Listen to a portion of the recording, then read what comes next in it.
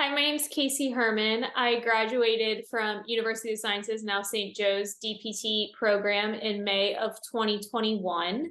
Upon graduating, I was accepted into UT Southwestern's cardiovascular and pulmonary physical therapy residency program down in Dallas, Texas, which I began in March of 2022. So in the interim, I worked as a staff acute care therapist at UT Southwestern, getting acclimated to that hospital setting and just kind of what my treating life would be as a therapist there.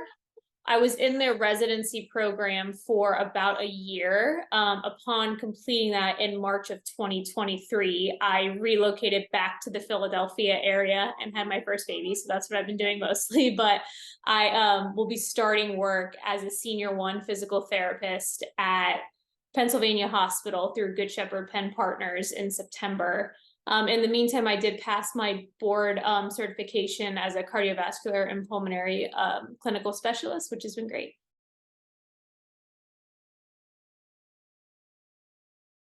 I have always been someone that loves learning. So when I knew what area of PT I wanted to go into, right about around my P2 year, I started researching about residency programs and reaching out to the faculty that were in that discipline. So after doing some research, I really discovered like residency is right for me. I knew it would be about a year and it kind of fit into what my life plan was at that point. So upon getting interviews and being accepted, it really just kind of fulfilled all the check marks that I wanted.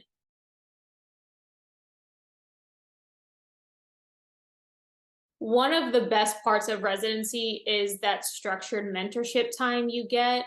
So the way it was in my program is we had 4 hours each week of formal mentoring time. And that was just a great aspect to really get down to things that I needed to work on. Of course, in any job you're in, is there someone you can probably go to and ask questions? Of course there is, but to have that one-on-one structured time where it was just me and my mentor, I would go over the patients that I was struggling with, or, hey, I've been seeing this patient for 2 weeks. I'm not seeing a lot of progress. What can we do to get them better? Was really helpful and really helped me develop some clinical decision-making skills that might take some clinicians years to get. And I really got in that 1 year intense time during my residency.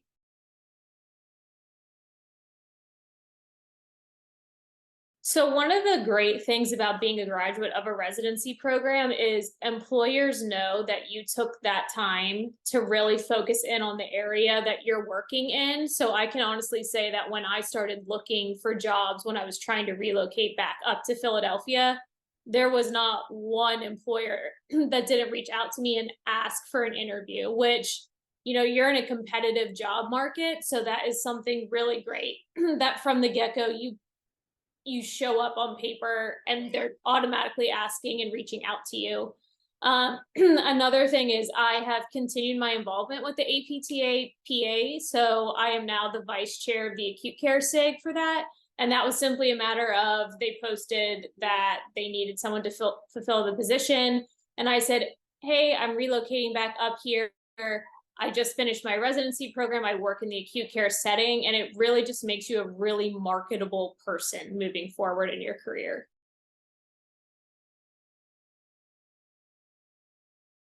So similar to when you apply to college or even PT school, you really need to stand out on paper to even get yourself to that interview process. While I was a student, I was really involved in a lot of volunteer opportunities that came across. So I was a student observer to the APTA PA's executive board. So that was one thing on there. I also was the Pennsylvania co-ambassador to the American Physical Therapy Association, and was a member of a task force through ACAP, which is the American Council of Academic Physical Therapy. So just within the PT world, I was doing extra little things to help make my resume stand out to them. In addition, what they really do want to see is wherever you're applying to residency. So mine was a cardiopulmonary one, which with a heavy emphasis on acute care. They want to see that my clinical rotations were in a similar type of setting. So I maintained a good relationship with my CIs. I worked really hard when I was a student there so I could ensure that on the back end, I was getting a really solid letter of recommendation from those clinical instructors and also from faculty members as well. That's a really big part of kind of giving your application like a well-rounded bird's eye view of how you'll be as a resident in their program.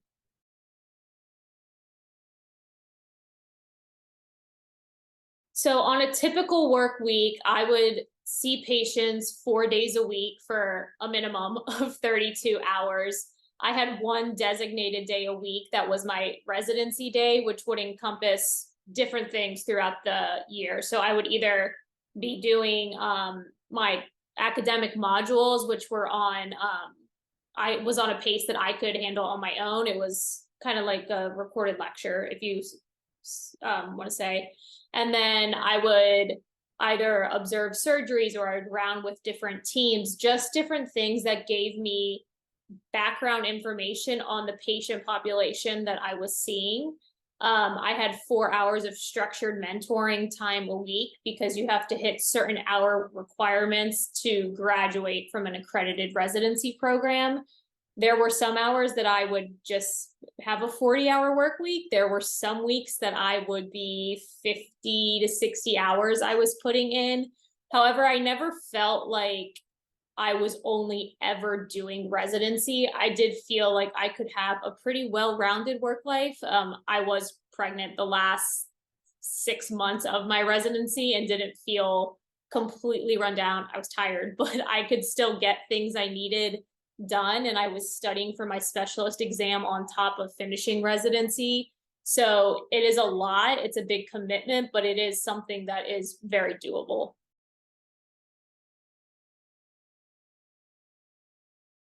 So depending on what specialty you choose can kind of guide where you want to go. So cardiopulm is different in that there are not that many programs in the country. At the time I was applying, there were only 8 accredited programs.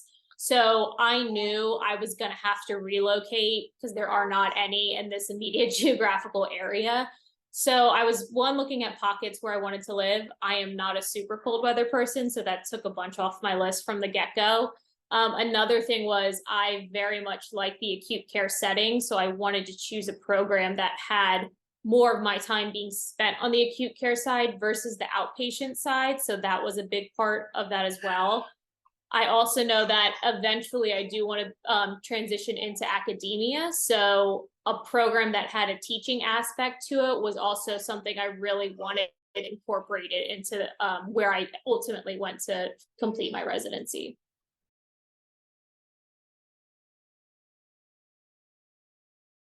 So there were teaching requirements when I was a resident. However, that looks different from resident to resident, depending on what your ultimate goals in your career are. I, had spoken to my director and she gave me additional teaching opportunities because that was something I wanted to practice and wanted to get feedback on in a lab component or lectures, whatever I was giving. Same with research. So I participated in a small quality improvement project while I was a resident. Some other residents have gone on to do huge hospital-wide projects. That wasn't necessarily something I was interested in. So we spent more of my residency tailored to the teaching aspect versus versus research. So that was something nice. Is yes, there were requirements, but it could very much be tailored to what my interests were moving forward.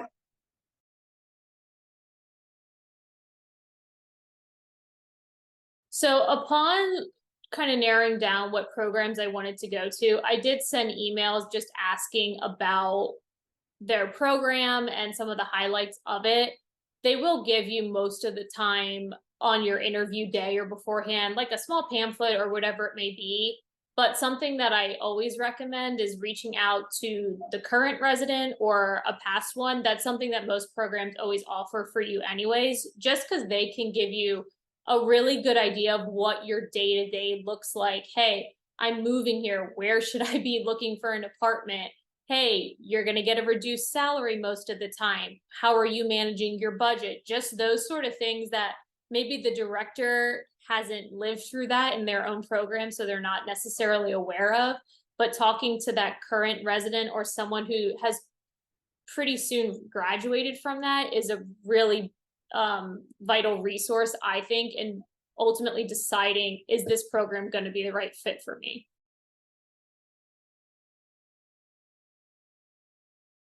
So my situation might be a little different from others in that when I started my residency program, I was married. So I always had my husband's salary to kind of offset what I wasn't making. However, a lot of the other residents, so where I went, they had a neuro residency, a sports and orthopedic residency. Most of them were single, living on their own, whatever the case may be. So I made 80% of what a starting salary would be from a new grad physical therapist. And while when you're coming out of school, that sounds daunting and you're going to say, how can I do this? What I was telling myself was, I just went 3 years with making no income. So even a little bit of income, I should be able to make this work. Something you just need to look at is, I'm picking my rent. If you're, relocating and you're not near family, you can maybe live with. And then just kind of budgeting. Like I said, a year sounds like a long time, but I was so busy that I wasn't necessarily going out to eat or going to do all those things. So you just need to really lay out what that year might look like for you, and it is very manageable.